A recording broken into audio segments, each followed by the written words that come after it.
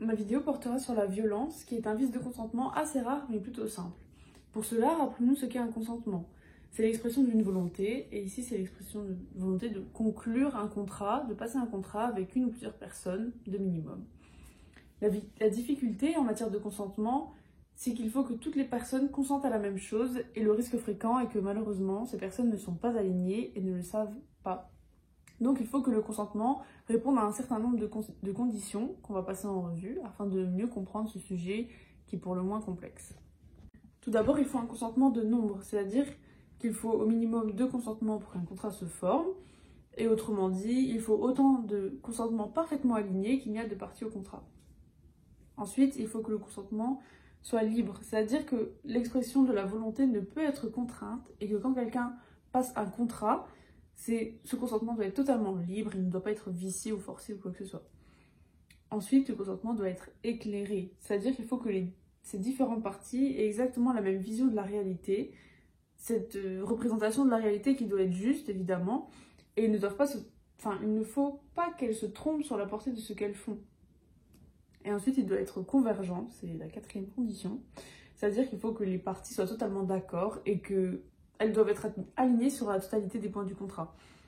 Et c'est ainsi que le consentement est formé. Dès lors, lorsque le consentement est déterminé comme vicié, c'est-à-dire qu'il ne répond pas à un des critères que je viens de citer précédemment, qui sont cumulatifs, ce contrat a de fortes chances d'être annulé. Il devient donc évident que la question de vice de consentement se pose après la formation du contrat, car on ne peut se rendre compte seulement après qu'un des critères, n'a pas été respecté. Il n'est pas possible de voir ça avant la formation du contrat. On ne peut savoir si on avait les mêmes points de vue, la même représentation de la réalité. On peut savoir ça seulement après. Il existe plusieurs formes de vice de consentement, comme l'erreur, le dol, la violence, la lésion objective, etc. Mais on va plutôt se focaliser sur la violence, car c'est un point un peu différent des autres, car il est prévu par le Code civil au sens strict. En d'autres mots, contrairement à la victime de l'erreur qui, elle, s'est trompée, la victime de la violence, elle, a conclu sans agir librement, sous l'empire d'une crainte, et elle s'est résolue à agir de la sorte afin d'échapper à un mal plus grave qui la menace, au cas où elle refuserait de s'engager. Pour résumer, à travers un acte de violence, la personne altère le caractère libre de son co-contractant. La personne qui subit la violence va pouvoir demander, si elle le parvient, à être libérée du contrat. Donc c'est un principe qui me permettrait de pouvoir être libérée d'un contrat. Le vice de consentement en tant que violence est prévu par l'article 1112 du Code civil et est rédigé comme suit. Il y a violence lorsqu'elle est de nature à faire impression sur une personne raisonnable et qu'elle peut lui inspirer la crainte d'exposer sa personne ou sa fortune à un mal considérable et présent. On a égard, en cette matière, à l'âge, au sexe et à la condition des personnes. Je veux dire par là que les tribunaux doivent prendre en considération l'âge, le sexe et la condition des personnes. Selon la Cour de cassation de la 3e chambre civile, le 19 février en 1969, les actes d'intimidation, de pression ou de harcèlement seront d'autant plus... Pour qu'il y ait violence, il faut que plusieurs conditions soient respectées et celles-ci sont cumulatives. Tout d'abord, il faut qu'il y ait violence physique ou morale. La différence entre ces deux violences est que la violence physique est beaucoup plus facile à prouver que la violence morale, ce qui paraît plutôt logique. Ensuite, par contre, elles ont un point commun, oui.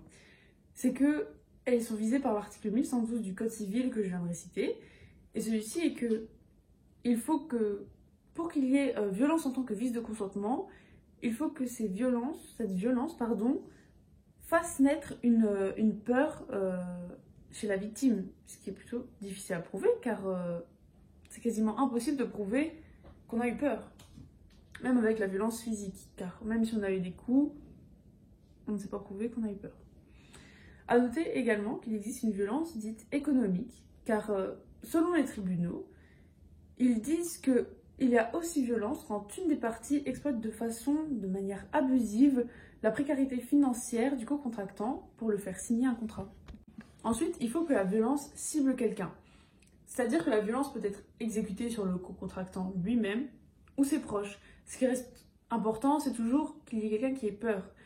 Donc je peux avoir peur si l'auteur génère de la violence sur un de mes proches.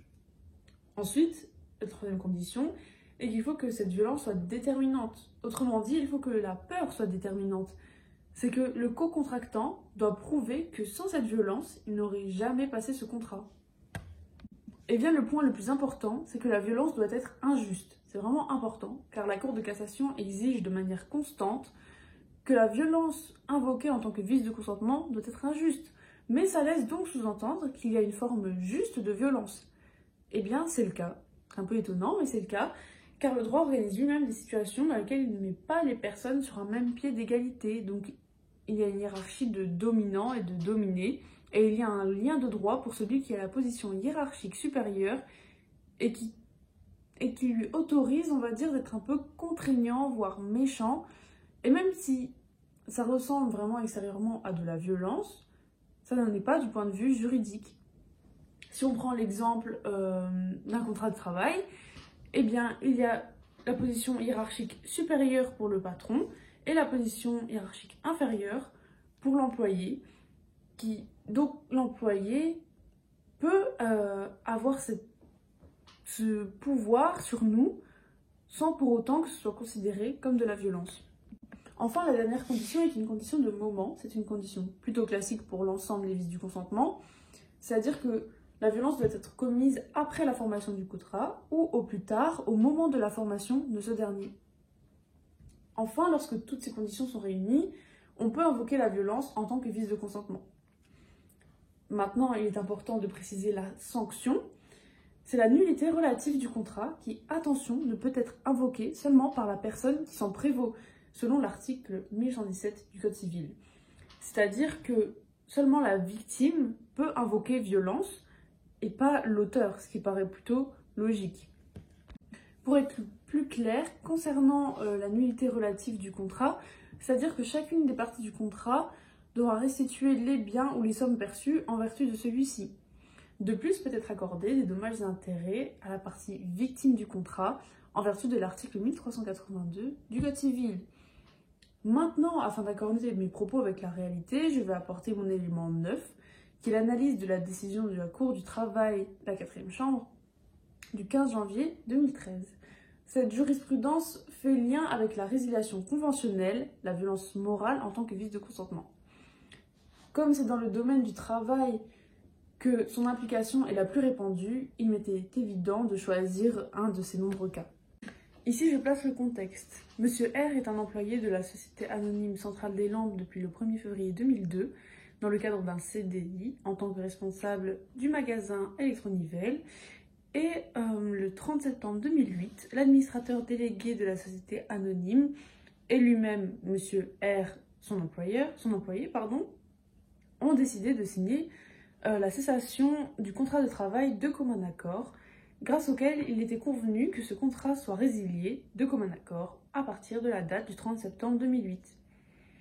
Une semaine plus tard, le 6 octobre 2008, M. R a considéré que l'accord qu'il dénonçait était obtenu grâce à la pression et au chantage exercés sur lui-même par son employeur, M. M.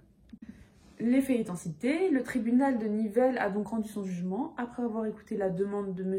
R, qui était de condamner la Société Anonyme Centrale des Lampes à lui payer 41 320 € et 98 centimes bruts à titre d'indemnité compensatoire de préavis, ainsi qu'un euro provisionnel à titre de pécule de vacances et d'autres primes impayées.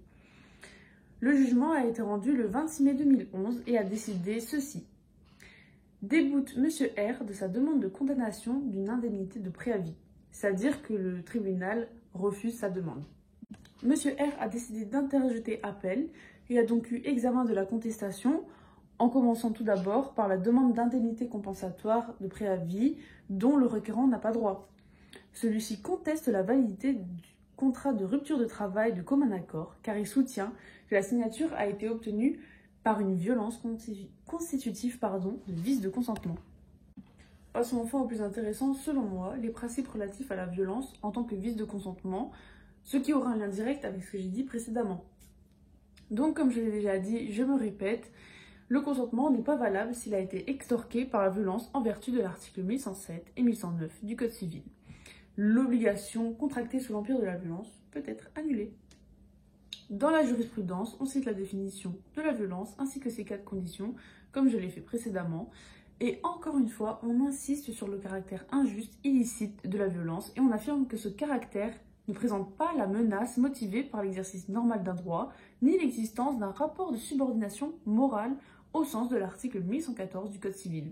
Selon la Cour de travail de Bruxelles, le fait pour un employeur d'obtenir une démission de travail, et ce, sous la menace de licencier pour motif grave alors que ce n'est pas le cas, ne constitue pas une violence morale, et ce, évidemment, si l'employeur, donc ici Monsieur M, ne fait pas un usage abusif de ses droits au moment même lors de la formation du contrat, et ce n'était pas le cas.